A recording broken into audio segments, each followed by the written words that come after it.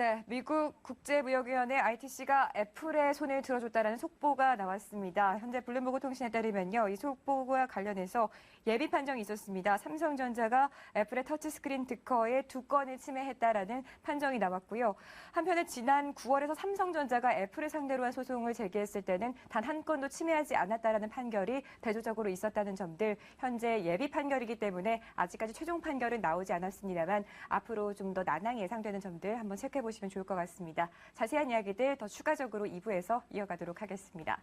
네, 길게선 부장과 함께 오늘의 이야기도 한번 이어갈 텐데요. 우리투자증권 강남대로의 길게선 부장 나와 계십니다. 안녕하십니까? 안녕하십니까? 네, 3분기 어닝 시즌 이후 시장이 참 힘든 것 같아요. 여기에 대한 돌파구를 좀 찾아보고 싶은데 외국인도 좀 떠나는 것 같고 어디에서 희망을 걸어볼 수 있습니까? 네, 금일 주제를 반등 증시에 대한 대안 자체를 중국에 대한 수입향 내수주 이런 쪽으로 좀 찾아보고 있는데요. 실제적으로 어닝 쇼크에 대한 우려가 굉장히 큰 것 같습니다. 전체적으로 보면은 현대차의 경우에도 예상치를 크게 하회하는 실적이 예상되고 있거나 또는 향후 전망도 굉장히 불투명하다 또는 외국인 매도가 굉장히 늘어나고 있기 때문에 이에 대한 대안을 업종별로 중심으로 조금씩 짚어보도록 하도록 하겠습니다. 네. 이 3개월간 이어가던 이 외국인의 매수가 이제는 매도로 돌아섰습니다. 이번 달 들어서 벌써 1조 원 가까이 팔고 있고 어제 같은 경우는 3천억 가까이 매도를 했습니다. 외국인이 어제 가장 많이 판 종목들을 보니까 IT 업종에 집중이 돼 있었고요. 그러다 보니까 IT 업종 더 크게 빠진 것 같은데요. 앞으로 더 힘든 시간들이 이어지게 될까요? 외국인들의 입장에서 볼 때는 한국의 어닝 모멘텀은 좀 피크를 지났다고 개인적으로 판단을 하고 있는데요. 적어도 삼성전자의 최고 실적은 3분기를 정점으로 해서 이제 약간 좀 하향세를 보이지 않을까 이렇게 전망을 하고 있는데 최근에 이제 이러한 애플과의 특허 분쟁과 관련해서 삼성전자가 그렇게 유리한 입장은 아닌 것이 다 아실 거고요. 또 이러한 상황에서 지금 애플은 아이패드 미니를 또 출시하고 있기 때문에 삼성전자와의 태블릿 PC 쪽에서 강력한 또 난항이 예상되고 있다는 점에서 여러 가지 업계 전체적으로 IT 업황 자체가 결코 쉬운 국면은 아니다 이렇게 판단해 보셔야 될 것 같고요.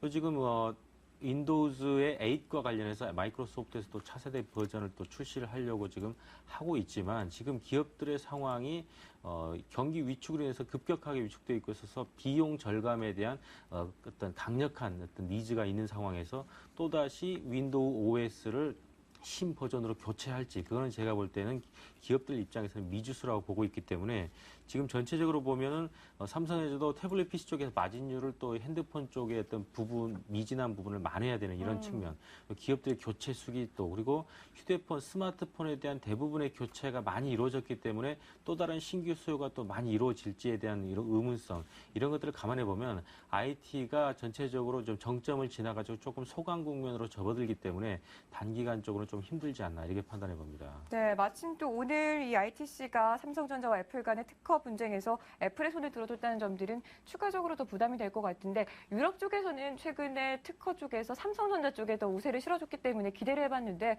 이런 정도 예상하셨습니까? 전체적으로 삼성전자가 애플의 특허를 침해했다는 부분에서는 물론 법원의 판결이 남아있긴 하지만 사실상 스티브 잡스가 만들어 놓은 이 스마트폰의 터치 세상이 없었다 그러면 삼성전자가 갤럭시 C를 통해서 마진율을 회복하거나 또 시장 점유율을 확대하는 것은 불가능했다고 저는 생각합니다.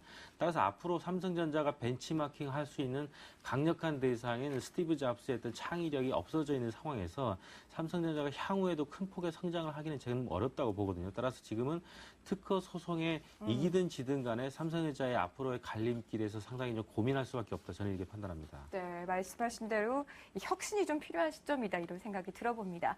또 외국인이 가장 많이 판 업종이 바로 또 자동차 업종입니다. 자동차 업종도 어제 큰 폭으로 빠져서 걱정이 많이들 되실 것 같은데요.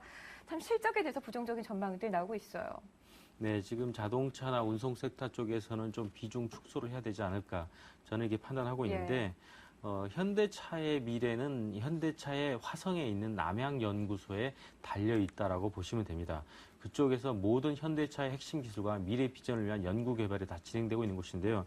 최근에 제가 남양연구소를 통해 가지고 연구원에 한테 얘기를 좀 들어봤는데 남양연구소는 그 메르세데스 벤츠의 마이바흐 차량을 구입해 가지고 분해해 가지고 자동차 기술을 연구할 정도로 굉장히 열심히인 곳은 분명히 맞습니다만 그쪽 연구원의 얘기에 의하면 아직 현대차는 독일의 3대 명차 그룹에 비해서 기술력은 이미 수십 년 정도 아직은 뒤져 있기 때문에 이것을 만회하기는 상당히 좀 시간이 많이 걸릴 것이다라고 얘기를 하고 있고요. 또 현대 기아차가 세계적인 수준으로 어떤 그 양적으로는 많이 성장을 해서 세계 5위의 생산량을 마킹을 하고 있지만 기술적인 측면에서 굉장히 낮다. 그래서 앞으로는 지금 그 F1에 관련한 르망 레이스나 그 세계적인 F1 포뮬라 1 같은 경우에 현대차가 진출하기 전에는 기술적으로 극복하기 좀 힘들어진 국면이 계속 실적적으로 부담이 될 것이다 이렇게 판단합니다. 예. 참 외국인의 매도가 끊이지 않는 가운데서 특히나 외국인이 많이 파는 업종들이 더 많이 빠지게 됩니다. 그렇다면 대안처는 외국인이 팔지 않고 기관이 사들이는 종목 뭐 이런 식으로 가야 되는 겁니까? 어떻게 판단하십니까? 외국인들은 한국에서 채권 시장의 순매수를 강력하게 조금 유지했기 때문에 주식시장 순매수로 돌아오기는 굉장히 어렵다고 보고 있고요.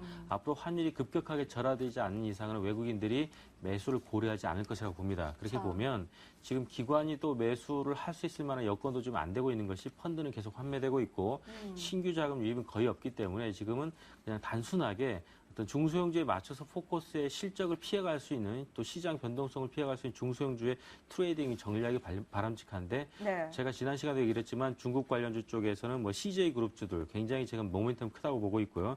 또 화장품 관련 종목들 그리고 사료업체 및 패션 유통업체 종목들 중심으로 해서 강력하게 대응이 필요한 시기가 아닌가 이렇게 판단합니다. 예.